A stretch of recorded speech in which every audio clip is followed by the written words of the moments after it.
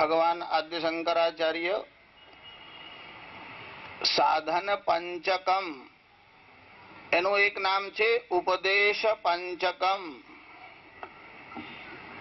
એના આરંભમાં લખે છે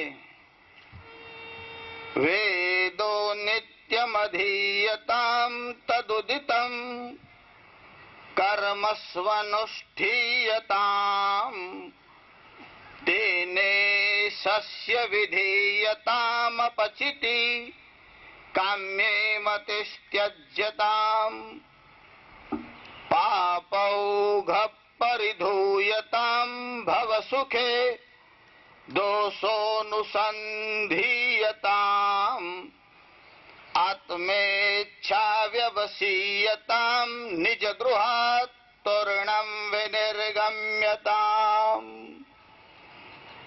વેદો નિત્યમધીયતામ, વેદોનું નિત્ય અધ્યયન કરવું જોઈએ. જે બ્રાહ્મણ છે તે અકારણ ષડંગ વેદનું અધ્યયન કરે, ષડ અંગ 6 અંગો સહિત વેદનું અધ્યયન કરે, અને તે પણ અકારણ. 6 અંગ એટલે શિક્ષા, કલ્પ, વ્યાકરણ, નિરુક્ત, છંદ અને જ્યોતિષ. આ વેદના 6 અંગ છે. આ ભગવાન આદ્ય શંકરાચાર્યની આજ્ઞા છે કે વેદો નિત્ય મધીયતામ, વેદોનું નિત્ય અધ્યયન કરો. અત્યારે સમાજમાં વેદની ઉપેક્ષા થાય છે. વેદનો વિરોધ થતો નથી. એનું કારણ વિરોધ કરવા માટે તો થોડી પણ અક્કલ કે સમજણ જોઈએ. અત્યારે વેદની ઉપેક્ષા થાય છે. એનું કારણ વેદ સંબંધી લોકોને કઈ ખબર જ નથી. ભાગવતજીમાં એક કથા આવે છે કે ભગવાન શ્રી કૃષ્ણના વંશમાં જેમનો જન્મ છે એવા યદુવંશીઓ, એનું કારણ એમની પાસે સત્તા અને વિત્ત બંને વસ્તુ આવી. વિત્ત હાથમાં હોય એટલે વિત્તનો એક નશો હોય છે. નશાના ઘણા પ્રકાર છે, એમાં વિત્તનો પણ એક નશો છે અને રાજસત્તાનો પણ એક નશો છે. આ યદુવંશીઓના હાથમાં રાજસત્તા પણ હતી અને વિત્તનો નશો આવ્યો. એનું પરિણામ શું થયું? ભગવાન શ્રી કૃષ્ણના જ વંશમાં જેનો જન્મ છે એવા સાંબને સાથે લઈ અને યાદવ કુમારો પિંડારક ક્ષેત્રમાં ગયા અને ઋષિઓની મજાક કરવાને માટે ગયા. જ્યારે આ પિંડારક ક્ષેત્રના અંદર આ ઋષિઓ બેઠા હતા ત્યારે આ બ્રાહ્મણો ની મજાક કરવાના હેતુથી સાંબને લઈને ત્યાં ગયા અને સાંબને સાડી પહેરાવવામાં આવી. આ સાંબ જ્યારે સાડી પહેરાવીને ત્યાં લઈ જવામાં આવ્યા અને આ યદુ કુમારોએ પેલા ઋષિઓને પૂછ્યું કે આ સ્ત્રી પુત્રને જન્મ આપશે કે પુત્રીને જન્મ આપશે?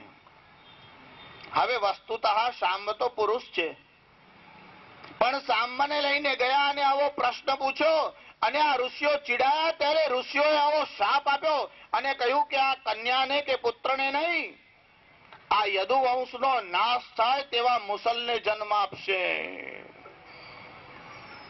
જુઓ, યાદવ કુમારો ઋષિઓનો ઠઠ્ઠા મજાક કર્યો છે.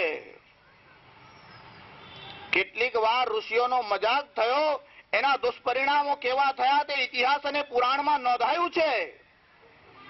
આજે ઠઠ્ઠા મજાક કરવાનું કે વેદનો વિરોધ કરવાનું સાહસ સાધારણ કે સામાન્ય માણસમાં નથી.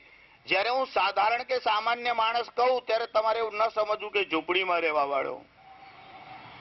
સાધારણ માણસનો મતલબ એટલો જ છે પ્રવાહ પતિત, જેને ક્યાં જવું, શું કરવું, મનુષ્ય જીવન શાના માટે છે એના વિષયમાં કઈ સમજણ જ નથી. એ બધા સામાન્ય માણસ છે. પછી તેની પાસે ગમે તેટલી સત્તા હોય કે ગમે તેટલો વૈભવ હોય,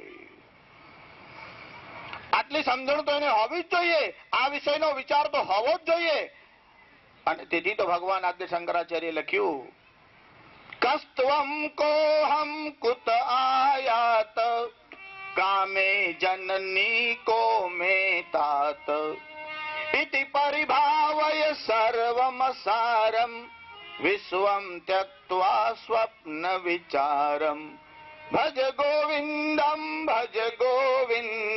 ભજ ગોવિંદમ મૂઢમતે ભજ ગોવિંદમ ભજ ગોવિંદમ ભજ ગોવિંદમ મૂઢમતે ભજ ગોવિંદમ ભજ ગોવિંદમ ભજ ગોવિંદમ મૂઢમતે ભજ ગોવિંદમ ભજ ગોવિંદમ ભજ ગોવિંદમ મૂઢમતે મા કુરુ ધન જન યૌવન ગર્વમ હરતિ નિમેષાત કાલઃ સર્વમ માયામયમિદમ અખિલમ હિત્વા બ્રહ્મ પદમ ત્વમ પ્રવિશ વિદિત્વા ભજ ગોવિંદમ ભજ ગોવિંદમ ભજ ગોવિંદમ મૂઢમતે ભજ ગોવિંદમ ભજ ગોવિંદમ ભજ ગોવિંદમ